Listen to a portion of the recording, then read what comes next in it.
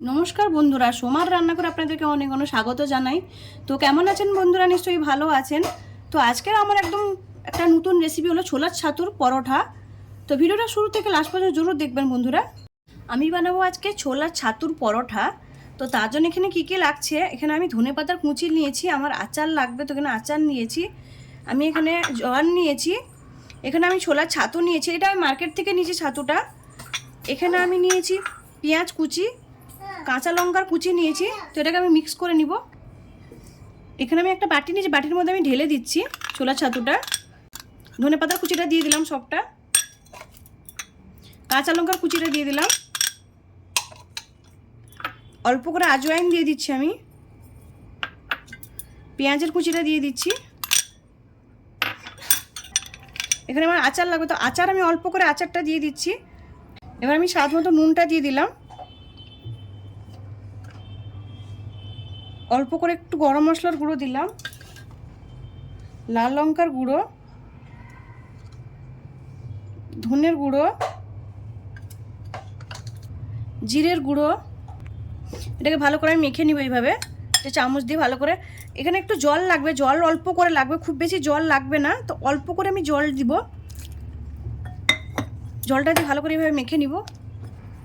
এটা ভালো করে মেখে নিয়েছি। এখানে আমি একটু কাঁচা সর্ষের তেল দিব, তো এখানে আমি হাফ চামচ কাঁচা সর্ষের তেল দিলাম। কাঁচা তেলটা দিলে ছোলার ছাতুর পরোটাটা খেতে দারুণ হয়। তো এই সর্ষের তেলটা দিয়ে ভালো করে মেখে নিয়েছি। দেখুন এইভাবে থাকবে, এইভাবে না থাকলে তাহলে পরোটাগুলো ফেটে বেরিয়ে আসবে, খুব বেশি জলও থাকবে না। এখানে আমি আটা নিয়েছি, আটাটা মেখে নিব। আমি স্বাদ মতো নুনটা দিয়ে দিলাম আটার মধ্যে। এবার জল দিয়ে অল্প অল্প জল দিয়ে আমি আটাটাকে মেখে নিব। আটার মধ্যে আর কিছু পড়বে না, জল দিয়েই মাখা হবে। দেখুন আটাটা আমার মাখা হয়ে গেছে। এটাকে আমি 5 মিনিট ঢাকা দিয়ে রেখে দিব এইভাবে। আটাটা একটু নরম করে মাখবেন, আমি নরম করে আটাটা মেখেছি। নরম করে আটাটা মাখলে পরোটাটা ভালো হয়, ফেটে বেরিয়ে যায় না। তো এটাকে আমি 5 মিনিট ঢাকা দিয়ে রেখে দিচ্ছি। 5 মিনিট হয়ে গেছে, আটাটা ঢাকা দিয়ে রেখেছিলাম। এবার আমি লেচিটা কেটে নিব। এইভাবে আমি বড় বড় করে লেচিটা কেটে নিব। আমি লেচিগুলো কেটে নিয়েছি সবগুলো। এবার আমি পরোটাগুলো বানিয়ে নিব। এবার আমি এখানে বেলে নিব। আমি এদিকে তাওয়াটাও গরম করতে বসিয়ে দিয়েছি।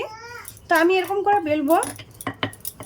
আমি সবসময় বলি মধ্যিখানে একটু পরোটা, যে কোনো স্টপিং পরোটা হলে মধ্যিখানে একটু উঁচু রাখবেন। দেখুন আমি উঁচু রেখেছি একটু। এবার আমি এখানে পুরটা ভরে নিব। তো এখানে আমি পুরটা ভরে নিচ্ছি। এবার মুখটা আমি মেরে নিব ভালো করে চেপে। তো আমি এটাকে ভালো করে বেলে নিচ্ছি। দেখুন আমি বেলে নিয়েছি। একটু মোটা করে বেলতে হবে, খুব বেশি পাতলা হবে না। এদিকে তাওয়াটা গরম হয়ে গেছে, আমি তাওয়ার মধ্যে দিয়ে দিলাম। এবার আমি আরেকটা বেলে নিব ওইভাবে, সেম ভাবে